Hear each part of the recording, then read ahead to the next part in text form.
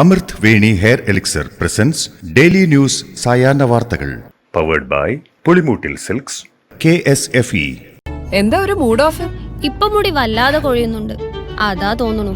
ഈസ്ട്രജന്റെയും vitamin ഡിയുടെയും കുറവാണ് മിക്ക സ്ത്രീകളുടെയും മുടി കൊഴിച്ചിലിന്റെ പ്രധാന കാരണം. അമൃത് Veni hair elixir for women സ്ത്രീകളുടെ മുടിയുടെ വളർച്ചയ്ക്കും ശക്തിക്കും അത്യാവശ്യമായ herbal ഈസ്ട്രജനാലും vitamin ഡിയാലും സമ്പുഷ്ടമാക്കിയതാണ് Amrit Veni hair elixir for women. നമസ്കാരം, ഞാൻ ഷാജി പത്മനാഭൻ. ഡെയിലി ന്യൂസിന്റെ സായാഹ്ന വാർത്തകളിലേക്ക് സ്വാഗതം. ഇന്ന് ജനുവരി 20 തിങ്കളാഴ്ച. ഷാരോൺ വധക്കേസിൽ ഒന്നാം പ്രതി ഗ്രീഷ്മയ്ക്ക് തൂക്കുകയർ. പ്രതിയുടെ പ്രായം പരിഗണിക്കാൻ കഴിയില്ലെന്നും പ്രകോപനമില്ലാതെയുള്ള കൊലപാതകമാണിതെന്നും വ്യക്തമാക്കിക്കൊണ്ടാണ് നെയ്യാറ്റിങ്കര സെഷൻസ് കോടതി ശിക്ഷ വിധിച്ചത്. കേസിലെ രണ്ടാം പ്രതിയും ഗ്രീഷ്മയുടെ അമ്മാവനുമായ നിർമ്മലകുമാരൻ നായരെ 3 വർഷം തടവിനും കോടതി ശിക്ഷിച്ചു. മൂന്നാം പ്രതിയും ഗ്രീഷ്മയുടെ അമ്മയുമായ സിന്ധുവിനെ തെളിവുകളുടെ അഭാവത്തിൽ കോടതി നേരത്തെ വെറുതെ വിട്ടിരുന്നു.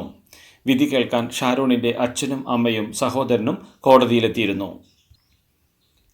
ബന്ധം അവസാനിപ്പിക്കാൻ തീരുമാനിച്ചാൽ വിഷം നൽകി കൊലപ്പെടുത്തുന്നത് സമൂഹത്തിന് തെറ്റായ സന്ദേശം നൽകുമെന്നും സ്നേഹിക്കുന്ന ഒരാളെയും വിശ്വസിക്കാൻ കൊള്ളില്ല എന്ന തെറ്റായ സന്ദേശമാണ് ഈ കേസ് നൽകിയതെന്നും ഷാരോൺ കേസിൽ വിധി പറയവെ കോടതി നിരീക്ഷിച്ചു. മരണക്കിടക്കയിലും ഷാരോൺ ഗ്രീഷ്മയെ സ്നേഹിച്ചിരുന്നുവെന്നും ഗ്രീഷ്മ ശിക്ഷിക്കപ്പെടാൻ ഷാരോൺ ആഗ്രഹിച്ചിരുന്നില്ലെന്ന് നിരീക്ഷിച്ച കോടതി ഷാരോണിന് പരാതിയുണ്ടോ ഇല്ലയോ എന്നത് കോടതിക്ക് മുമ്പിൽ പ്രസക്തമല്ലെന്നും വിധി പരാമർശത്തിൽ പറയുന്നു. പാറശാല ഷാരോൺ രാജ് വധക്കേസിൽ പ്രധാന പ്രതി ഗ്രീഷ്മയ്ക്ക് നെയ്യാറ്റിങ്കര അഡീഷണൽ സെഷൻസ് കോടതി വധശിക്ഷ വിധിച്ചതോടെ കേരളത്തിൽ വധശിക്ഷയ്ക്ക് വിധിക്കപ്പെടുന്ന ഏറ്റവും പ്രായം കുറഞ്ഞ വനിതാ കുറ്റവാളിയായി 24 വയസ്സുകാരിയായ ഗ്രീഷ്മ. കേരളത്തിൽ ഇപ്പോൾ വധശിക്ഷ കാത്തുകഴിയുന്ന രണ്ടാമത്തെ മാത്രം സ്ത്രീയുമാണ് ഗ്രീഷ്മ. അപൂർവങ്ങളിൽ അപൂർവമായ കേസായിരുന്നു ഇതെന്നും വധശിക്ഷ പ്രതീക്ഷിച്ചതാണെന്നും പാറശാല ഷാരോൺ വധക്കേസിലെ അന്വേഷണ ഉദ്യോഗസ്ഥർ. അന്വേഷണ ടീമിന്റെ വിജയമാണിതെന്നും ഗ്രീഷ്മ ആദ്യഘട്ടത്തിലെ തെറ്റിദ്ധരിപ്പിക്കാൻ ശ്രമിച്ചുവെന്നും ഗ്രീഷ്മയെ തള്ളിപ്പറയാൻ ആദ്യഘട്ടത്തിൽ ഷാരോണും ശ്രമിച്ചിട്ടില്ലെന്നും അതേസമയം ക്രിമിനൽ പശ്ചാത്തലമുള്ള വ്യക്തിയാണ് ഗ്രീഷ്മയെന്നും അന്വേഷണ ഉദ്യോഗസ്ഥർ പറഞ്ഞു. ജ്യൂസ് ചലഞ്ച് നടത്തിയ വേളയിൽ ഇത് വീഡിയോ റെക്കോർഡ് ചെയ്യരുതെന്ന് ഗ്രീഷ്മ പറഞ്ഞിട്ടും ഷാരോൺ ദൃശ്യങ്ങൾ പകർത്തിയതാണ് ഈ കേസിൽ ദൈവത്തിന്റെ കയ്യൊപ്പായി പോലീസ് കാണുന്നതെന്നും ഉദ്യോഗസ്ഥർ കൂട്ടിച്ചേർത്തു. എലപ്പുള്ളിയിലെ മദ്യനിർമ്മാണ കമ്പനിക്കുള്ള അനുമതി പുനഃപരിശോധിക്കണമെന്ന് ആവശ്യപ്പെട്ട് സർക്കാരിന് കത്ത് നൽകാൻ എലപ്പുള്ളി പഞ്ചായത്ത് ഭരണസമിതി തീരുമാനിച്ചു. ഭരണസമിതി തീരുമാനത്തെ BJP അംഗങ്ങൾ പിന്തുണച്ചു. എന്നാൽ യോജിക്കാനും വിയോജിക്കാനുമില്ലെന്ന് CPM അംഗങ്ങൾ വ്യക്തമാക്കി.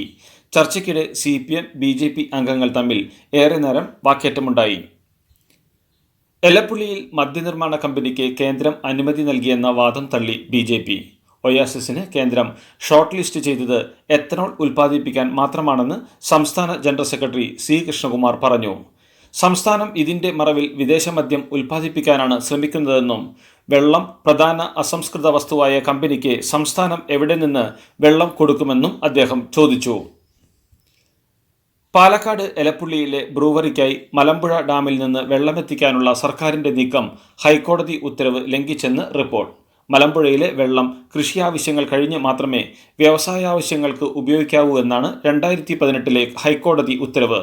തീരുമാനത്തിൽ കടുത്ത പ്രതിഷേധത്തിലാണ് കർഷകർ.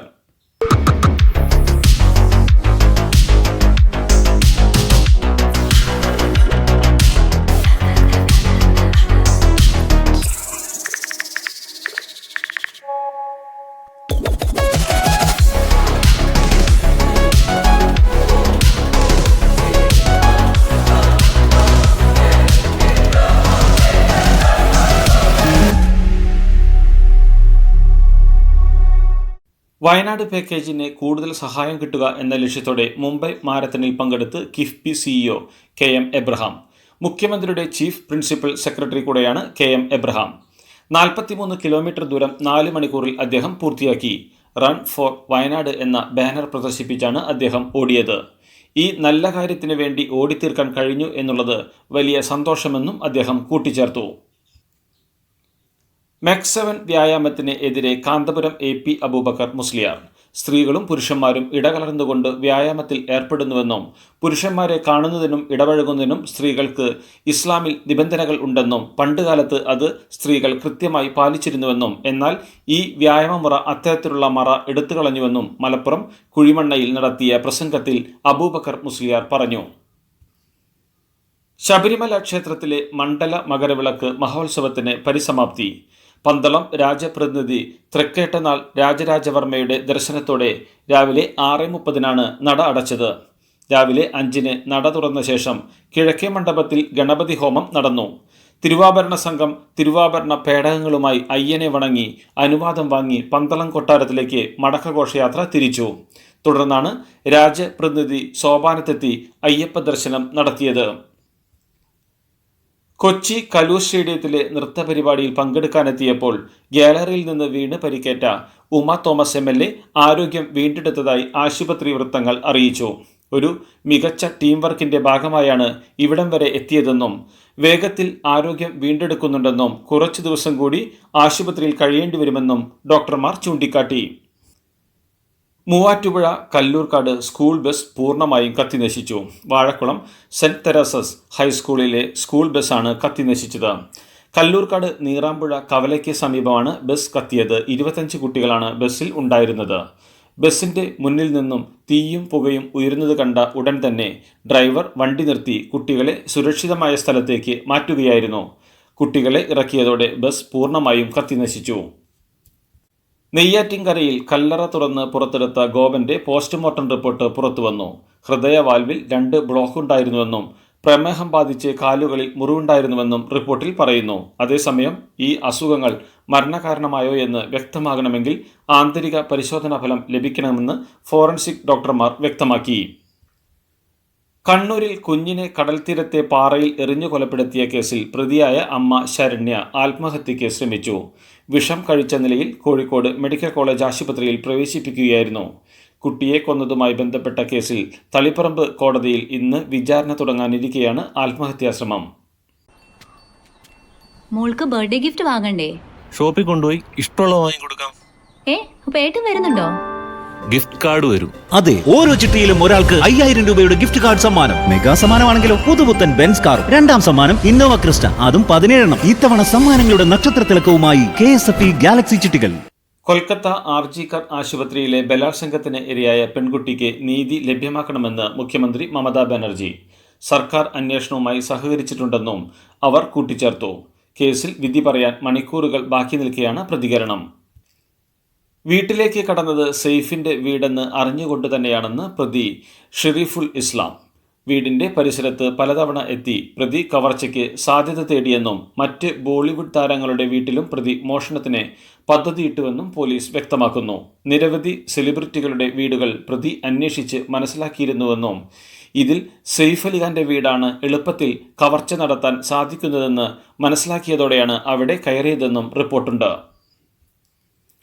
അമേരിക്കയുടെ 47ാമത്തെ പ്രസിഡന്റായി ഡൊണാൾഡ് ട്രംപ് ഇന്ന് സ്ഥാനമേൽക്കും. ഇന്ത്യൻ സമയം രാത്രി 10:30 ഔദ്യോഗിക ചടങ്ങുകൾക്ക് തുടക്കമാകും. ട്രംപിന്റെ സത്യപ്രതിജ്ഞയ്ക്ക് സാക്ഷികളാകാൻ നിരവധി ലോക നേതാക്കളും അമേരിക്കയിലെത്തും.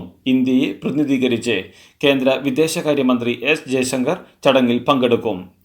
അതേസമയം അധികാരമേറ്റാലുടൻ US-ന്റെ ചരിത്രത്തിൽ തന്നെ ഏറ്റവും അധികം ആളുകളെ ട്രംപ് കുടിയൊഴിപ്പിക്കുമെന്നാണ് റിപ്പോർട്ടുകൾ. പ്രസിഡന്റായി ചുമതലയേൽക്കുന്നതോടെ US-ൽ എല്ലാ സമൂഹ മാധ്യമങ്ങളുടെയും സേവനങ്ങൾ ലഭ്യമാക്കുമെന്ന ട്രംപിന്റെ ഉറപ്പിൽ US-ലേക്ക് തിരിച്ചെത്താൻ ഒരുങ്ങി ടിക്ടോക്ക്. US-ലെ ജനങ്ങളുടെ വിവരങ്ങൾ ചോരുന്നുവെന്ന സംശയത്തെ തുടർന്നാണ് ജോ ബൈഡൻ സർക്കാർ രാജ്യസുരക്ഷ മുൻനിർത്തി ചൈനീസ് സ്ഥാപനമായ ബൈഡാൻസിന്റെ ഉടമസ്ഥതയിലുള്ള ടിക്ടോക്ക് നിർത്തലാക്കാൻ തീരുമാനിച്ചത്. ഗാസയിൽ വെടിനിർത്തൽ നിലവിൽ വന്നതോടെ ബന്ദികളാക്കിയവരിൽ ചിലരെ ഹമാസ് മോചിപ്പിച്ചു. 90 പലസ്തീൻ തടവുകാർക്ക് പകരമായാണ് 3 സ്ത്രീകളെ ഹമാസ് മോചിപ്പിച്ചത്. ഖോ ലോകകപ്പിൽ ഇന്ത്യയുടെ പുരുഷ വനിതാ വിഭാഗങ്ങൾ ലോക കിരീടമുയർത്തി. 2 വിഭാഗങ്ങളിലും നേപ്പാളിനെയാണ് ഇന്ത്യ തോൽപ്പിച്ചത്. നേപ്പാളിനെ 54-36 എന്ന സ്കോറിനെ തോൽപ്പിച്ചാണ് ഇന്ത്യൻ പുരുഷ ടീം കിരീടം നേടുന്നത്. വനിതകൾ നേപ്പാളിനെതിരെ 78-40 എന്ന സ്കോറിനെ വിജയിച്ച് മണിക്കൂറുകൾക്കകമായിരുന്നു പുരുഷ ടീമിന്റെ ജയം. ഇതോടുകൂടി ഡെയിലി ന്യൂസിൽ നിന്നത്തെ സായാഹ്ന വാർത്തകൾ സമാപിക്കുന്നു. ഡെയിലി ന്യൂസിന് വേണ്ടി വാർത്തകൾ വായിച്ചത് ഷാജി പത്മനാഭൻ. DailyNewsLive.in വാർത്തകൾ വിരൽ തുമ്പിൽ.